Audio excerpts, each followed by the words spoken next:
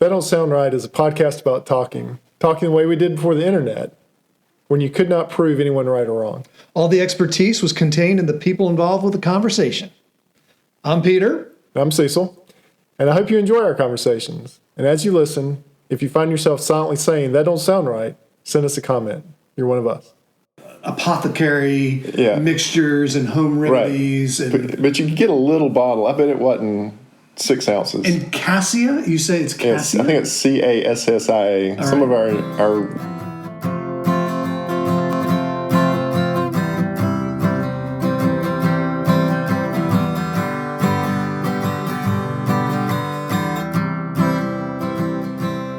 Welcome back to another episode of That Don't Sound Right, a podcast about talking. We're your co-host. I'm Peter Billman. Hey, and I'm Cecil Davis. And we're just trying to have a conversation without Google or fact-checking online. Those things can easily kill the conversation. You've probably been in a situation where you're talking with a friend and a question comes up. And instead of hammering it out, you just immediately Google it. You look up, you get the answer, off you go. And then what do you talk about? We did this ourselves the other day. We did. We had the word elementary. We need to come out and confess this. And we had to know what it was pretty quickly because we were getting ready to go live on the air. But we could have talked about that for a good 20 minutes. The word alimentary, because it was in Dave's letter to us. Right, yeah. He was talking about our alimentary education. Yeah, and we killed the conversation by Googling. We immediately Googled, what does that word mean? Right. Then it was over. But we could have spent 20 minutes, breaking the word down, especially the A-L-I part. Right. I don't think we would have gotten there. I think we would have had the wrong answer. Then we'd have gotten another letter from Dave. But see, that's the thing. Yeah. The conversation keeps going. I wonder where we would have ended up.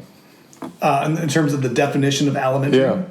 Yeah. See, we missed out on a golden opportunity. Well, I have a feeling, I have no idea what you're about to lay on me today. Right.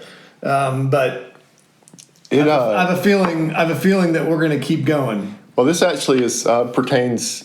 Well, it's not alimentary. No, but you're going to tell me something that I don't think we're going to know. It does affect your gastrointestinal tract. Here we go. So, did you have like an underground economy when you were in junior high? So for me, junior high they don't call it junior high anymore. No, they call it middle school. Middle school.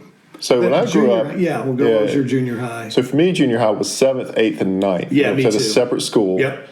And then you went to high school, 10th, 11th, 12th. We called it senior high. Yeah, exactly.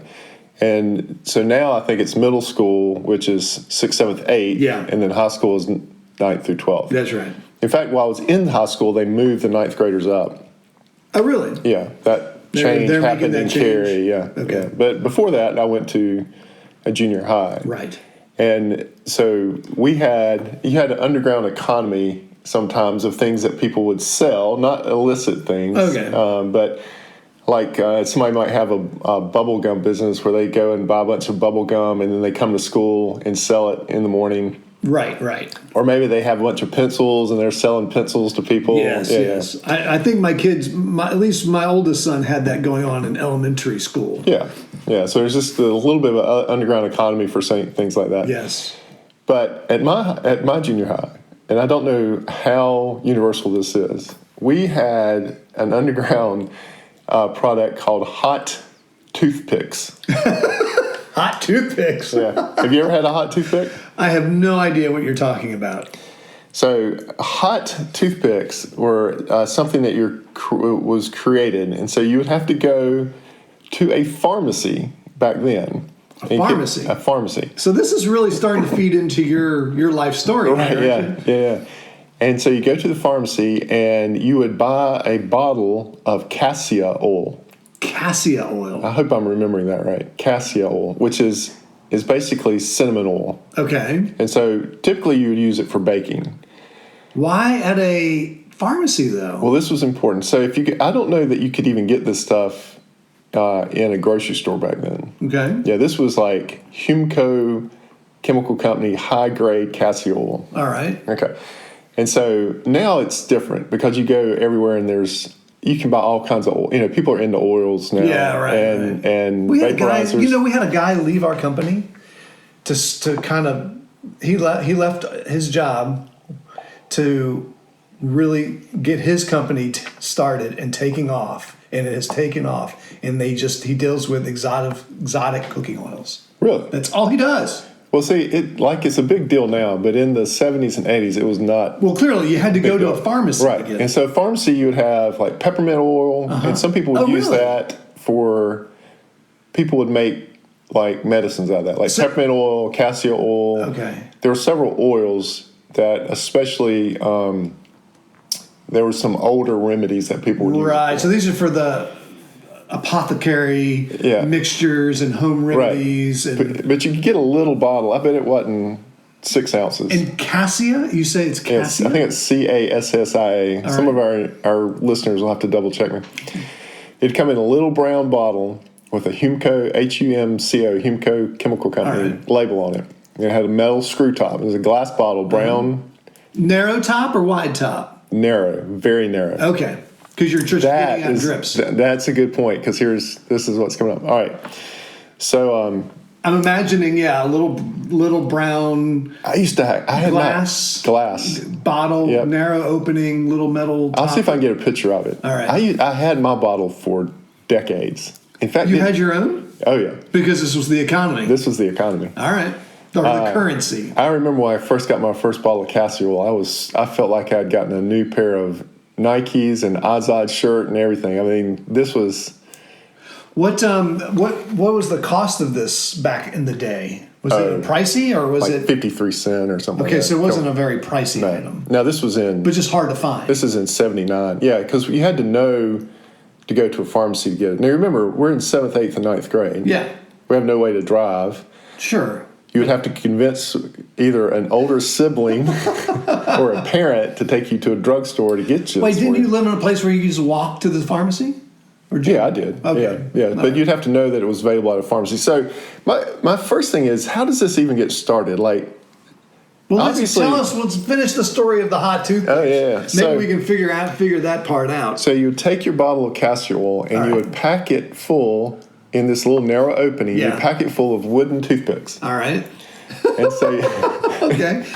Can you get more than the width of the bottle? Can you fill it up literally with a bunch of toothpicks? Or? Yeah, no, it's just the width of the neck of the bottle. All right, so there's only like 5 or 6 that can. Because the toothpick is long enough that it kind of hangs in the top of the bottle. Okay. All right. So now you got this little bottle packed with toothpicks, and what you would do is you would fish one of these toothpicks out, and then you would stick it in your mouth, and you would just get this cinnamon oil taste, and it's hot. Okay. It's not just cinnamon; it's cinnamon oil. Castor oil burns. Yeah, I mean, kind of like a red hot, right? It's like a red hot. Red hot's burning. Yeah, it's red hot, and so they're good. They're great. So it's like a red hot toothpick. Okay, I bet you the whole, you know how schools have a smell to them? Yeah. Did your school just reek of smell cinnamon? Of cinnamon, yeah. So what you do is you could only get your pinky finger down in the hole of the bottle. So you'd fish one of these out and you'd sell it to people for like 5 cents or 10 cents or 25 cents. Okay. Yeah. Or just give them to your friends or whatever. Yeah. Trade it for a T-shirt. Trade it for a T-shirt. Which, by the way, we're going to talk about an advertiser this week. But we'll come. You want to do that this second? So we have someone wants to advertise with us. Wonderfully Made Designs. We'll give you a little more detail at the end of the show. But Casey, welcome, and we will give your details at the end. And she does T-shirt designs, and it's going to be the first That Don't Sound Right advertiser. So anyways, you'd have this bottle, and what eventually happened is that they got outlawed at school. But the teachers, there were starting to be toothpicks everywhere, and like you said, there's this cinnamon smell. Kids are getting in fights over them. Really? Yeah, and so people would steal your bottle. Oh. So then you had to go a little further underground. What? So then what you would do is you would take the toothpicks, you'd soak them for whatever. Right. And, if you could find one that had been soaked like for months, that was a premium toothpick. That's gold. Yeah. They were almost translucent at that point. Oh, man. In fact, when I found my castor oil bottle one time, I'd had toothpicks in there for years. Did you try one? No. They were beautiful. So then you had to take the toothpicks out of your bottle, and you would put them in a little piece of tinfoil and seal them up so that you could carry them around in your pocket a little more discreetly than having this big, this brown bottle, amber bottle. So I mean, the bottle is big enough that if you stuck it in your pocket, people would notice. And it was glass, and it was just there's probably broken Cassia bottles everywhere. So now you have these little packs of tinfoil with these hot toothpicks that you would sell to friends. This, there cannot be anything more unsanitary than what we were doing. Fishing this stuff out. That's okay. But you thought we learned that COVID that we should stop doing stuff. We're still doing stuff like that. So then, when we went further underground, I did that one time. I made some hot toothpicks, put them in a piece. Hot toothpicks. Good grief. Made them, put them in my little tinfoil pack, put them in my pants pocket. And they leaked.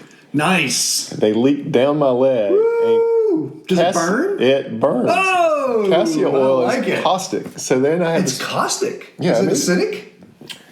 It's when you say more, caustic, it's I more think like it's going to burn. It's more like on the Scoville scale, I think. Okay. Yeah, heat scale. All right. Yeah, and so it burns though. Like it leaves a chemical burn, a mild chemical burn. So I had to spend all day in school. At first I couldn't figure out why my leg was on fire, and then I realized what was happening. Didn't want to throw my pack of hot toothpicks away because it takes so much to make them. It's money right there. Yeah, that's money. And then, but my leg was on fire too, and I couldn't. So I had to spend all day with just this burn going down my leg. So that's my hot toothpick story from junior high. Right. Yeah. But so what was the highest price for these toothpicks? What were some of the higher pricing? Well, if you had one that had been aged, you could get 25 cents for a hot toothpick. But it had to be a reputable dealer that you knew had aged it for. So where were you in the hierarchy of dealers? Oh, I was way down the list. I was happy though because I had gotten my bottle. But my question is how does this get started? It must be from an older sibling who did it and tells a younger kid about it. Because who comes up with this on their own? Like either somebody's parents did it or like who came up with hot toothpicks? Well, it may have started at an apothecary. It may have started that these hot toothpicks were actually a thing for some kind of remedy. I don't know. I mean, you would stick them in your mouth and... Yeah, what would happen when you stick them in your mouth? So you get the similar thing, but if you held it in the corner of your mouth like you normally do, the corner of your mouth would start to burn. Yeah. I mean, this castor oil is not... You're supposed to use just mere drops in a cooking recipe or to flavor. And we're just soaking our toothpicks in these. I mean, did you get any kind of effect out of it? Other than just did it light you up a little bit. So what about, think about putting toothpicks in other chemicals to get some kind of drug-induced effect. Oh, yeah. I mean, we had like silver nitrate sticks in the pharmacy that you would treat mouth ulcers with. Okay. And yeah, I mean, that may be that. Maybe there was a legitimate purpose for it. That'd be my guess, is that there was a real purpose for it, and then someone got a hold of it. Kids thought it was pretty cool. Right. Especially the burning. I mean, what else could you eat, drink, or smoke at the time that would give you that burning sensation? Right. Probably alcohol is probably the closest, right? Yeah. Or a red hot. Or red hot. Yeah. Yeah, I don't know. But red hot, those aren't. That's not contraband. No. And it's funny because somebody got a hold of a bottle of peppermint oil and tried the same things, and the peppermint toothpicks were not as popular. Oh yeah, that's the off-brand. Someone tried to come in with a different kind. And then I worked in a pharmacy later, and I had access to all kinds of these bottles. I was like, man, did you try? Did you experiment? No. No. Okay. No. I was by then I was past my hot toothpick phase. Yeah, but now maybe we need to try some. But I bet you you're wondering about the origin of it. I bet you that's what it was, that it was a legitimate thing. Some kid stumbled upon it, took it to school, and then just the mass trading. Now, did you hear of any other schools that did this?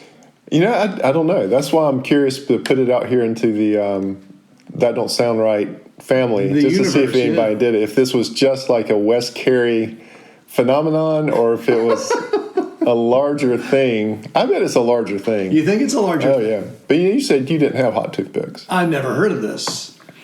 Yeah. Which is, I continue to say that don't sound right about the hot toothpicks. But y'all had... I'd be surprised if it was beyond West Cary. Yeah, this was... It didn't go into high school. It was only junior high. It was only junior high. But if you pulled out hot toothpicks in high school, I think you would have been frowned upon. Like, Right. it wouldn't have been as cool Right. as it was in junior high. You might be coming out with a flask if you're in high school. Right. If you want to be cool, you come out with a flask. It's funny. I don't remember that big of a... I wasn't in the party scene, but like all this kind of illicit stuff that happens now I think was starting in the 80s. Yeah. And of course, I was extremely naive, so Right. it could have been going full steam ahead. You and me both, naive and sheltered, maybe? Yeah. Just a little?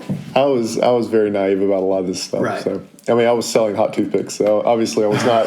That's right. It was not one of your. And you weren't even the top tier dealer of I something. wasn't even a top tier dealer in You there. really had to be the top tier dealer to be that. In that- fact, you were leaking everything. Leaking it everywhere. My product control was pretty poor. But in the end, you end up just like sharing them with your friends. Right. The economy collapses pretty quickly. Right, because everyone gets one. Right? Everyone gets supply one, and demand, or everybody gets a bottle. Everyone has their own supply. Yeah. And plus, the It's novelty wears off. like fidget spinners. Remember the fidget spinners Yeah. that came out? Yeah.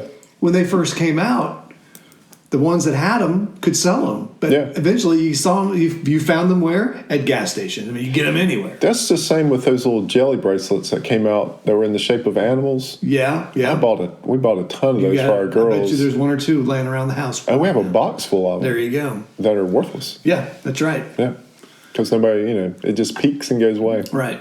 Just So, like hot sticks. What If are anybody, they called? Hot toothpicks? Hot toothpicks. Hot toothpicks. If anybody is listening that didn't attend West Cary, we need to know whether you had a hot toothpick subculture in your junior Well, high. I would actually like to hear from someone also from West Cary to see if they participated. Other people. And what was their experience? And now that we say that, I wonder if it even happened over at East Cary. So there's 2 junior highs in my high school in my hometown. There was Is it East North Cary, and South or just two? No, just East Cary and West Cary. Okay. So now I'm curious if this happened over at East Cary. Interesting. Did you ever any run-ins with the East Cary folks? Yeah, Okay. lots of friends at East Cary. But Did you ever sell them hot toothpicks? I don't think I ever took them like to church or to anywhere where the East and West overlapped. Interesting. Yeah. So, the other thing we talked about before we started on the show was there was the whole culture of pencil fighting, but that was probably, for me, that was junior high too. And you saying it was probably more elementary Yeah, school. for me that was more elementary school, late elementary school, 5th and 6th grade. That was a whole subculture too, where somebody was. had the unbeatable pencil Right. Or technique. or technique. There's techniques too. Yeah, I think it's more technique than pencil. Right. I usually break my pencil trying to pull it back right hit the other guy's pencil. So maybe everybody doesn't know what pencil fighting is, but that's where one person holds their pencil horizontally and the other person pulls their pencil back and smacks it and tries to break it. That's right. And we had different things. You could pull back, but you could also hold it, the tip with your finger and like hit, which there was different rules for different games. Oh, right. Yeah. But there was a whole culture about that too, about who was like people take their erasers out and flatten the metal piece to make it particularly like edgy. Right. Yeah. To start slicing Slicing through it. That's right. That was illegal. That was a legal move. That was legal. We had the same issue with marbles when I was in elementary school. We would play marbles. Okay. And that was like the teachers hated that because it was a form of gambling. Because if you knocked a marble out of the circle, you got to keep it. Okay. Yeah. And so obviously people got in arguments about that. There's lots of sad times. Yeah. So I lost all my marbles. The phrase. That's where it came. But there was a whole thing about that too, about just this kind of subculture playing marbles and the whole economy of what marble, cat's eyes were more valuable than this. And so we got marbles, pencil fighting, and hot toothpicks. Maybe there's something else that you encountered when you were in elementary and middle school that kind of formed as a subculture. Right. Let us know what it is. tdsrpodcast at gmail.com. We'd love to hear from you. So probably today the equivalent would be those cards that kids. Pokemon I wonder cards? if Pokemon cards. They're trading them. Oh, there's a big culture on that. I don't think you pay. I don't know if you really pay currency with those. I think it's just trading the cards, card to card. Right. Or I'll give you 2 of mine if you give me that one, because I just really need that one. That's the only thing I can think of that's kind of equivalent now. Yeah, I feel like there was when Star Wars came out, there were Star Wars collector's cards. Oh, yeah. And I remember there was some cards, obviously there's some cards that were more difficult to get than the others. And so you're always searching for, I think it was the Darth Vader card, and it was really tough to find. Or finding Han Solo in his Hoth snow outfit, right? Right. That was a really hard one to find. And so you're always looking for it and trading. It's a brilliant, marketing idea of creating this. You're basically creating a need that people are willing to spend money on, and an economy, and it's not a need, right? And you're creating an economy. You're creating a currency, right, that has value. Yeah.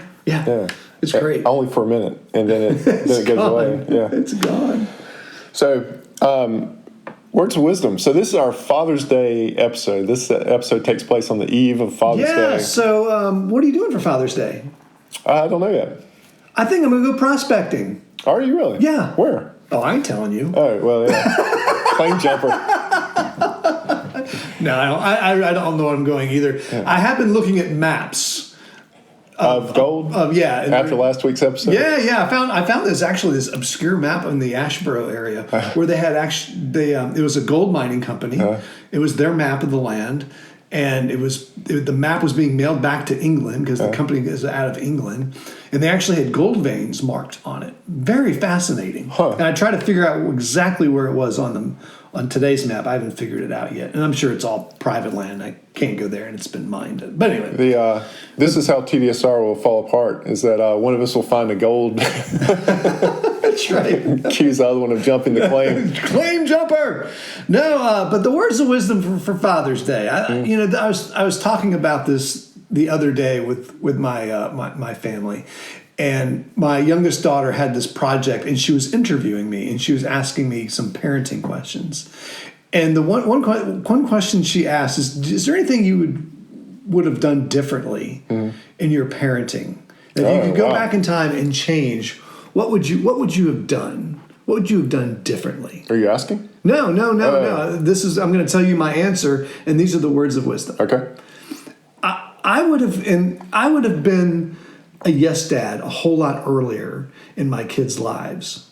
And when I say yes dad, that's basically being pretty agreeable to things my kids want. That's good. That's a good word of wisdom. One of the reasons why is you never have to explain why when you say yes. I had a moment of this one time where one of my daughters wanted this old typewriter at a flea market. Yeah. And so it was very affordable, and so I bought it. And someone said, "Why'd you buy that?" And I said, "Because I can." Yeah. She's happy. I'm happy. Right. The money is inconsequential. Right. And so why not? So my words of wisdom is be a yes dad as early as you can. It's good words of wisdom. All right. So, Casey, here's your big moment. Casey! All right. So here it is. If you're looking for T-shirt designs, and from what I understand, Casey will take your design and put it on a T-shirt. I like that idea. So here it is. Wonderfully Made Designs is a small business specializing in custom-made T-shirts and decals. Contact Casey on her Facebook site, and it's at Wonderfully Made Designs 139.14. The numbers are important because there's other wonderfully made designs. Yes. Look for the numbers. Yeah. So again, that's Wonderfully Made Designs on Facebook 139.14. And if you want a 10% discount, what do? You mention TDSR. And so it's TDSR 10 for a 10% discount on your first order. Casey, good luck. We've now exposed you to tens of people. Tens of dozens. All right. Well, it don't sound right, but you have come to the end of another That Don't Sound Right. Hey, before we close, we want to thank everyone again for listening. If this is your first time and enjoyed the conversation, would you consider hitting the subscribe button? It's a check mark on Apple Podcasts. Also, give us a rating or leave us a review. So, That Don't Sound Right is a production of TDSR Podcast in conjunction with Camel City Studios. I'm your co-host and sound engineer, Cecil. Peter is your other host and does all of our web design. Camille actually made coffee again for the TDSR crew. Yeah, if you heard us slurping, we apologize, but it's really good coffee. Emily is doing our graphic design, and she's actually working on new designs for us. She is. She's going to upgrade some of our logos and some of our banners. You're out of time if you want to buy something for Father's Day. As an experienced father, I accept late gifts. Oh, yeah. So if you want to get something and it's a little late, father will understand. That's right. Giorgio tests our merchandise. Brent is our brand ambassador. And as always, listener number one is Scott. So until next week, keep talking. And stay curious.